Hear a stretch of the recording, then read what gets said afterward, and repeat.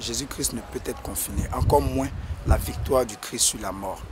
Le coronavirus fait partie des corollaires de cette œuvre de mort. Aujourd'hui, nous sommes sortis pour dire que, quelles que soient les oppositions, Jésus-Christ restera Dieu. Nous félicitons le Seigneur qui l'a permis.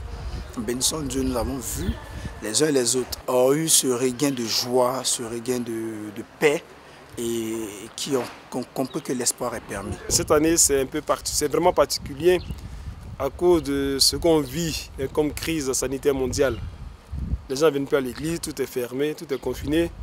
Mais en faisant cette procession, on a démontré à nos chrétiens que c'est vraiment la Pâque et que la parole de Dieu ne peut pas être confinée.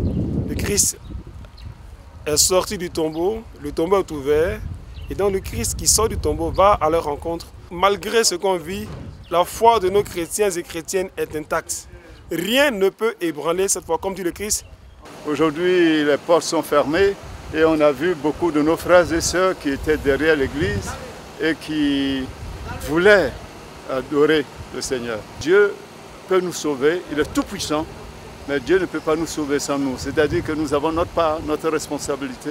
Mettons notre foi en Dieu, car sans Dieu, nous ne pouvons rien faire. Seigneur, viens à notre secours.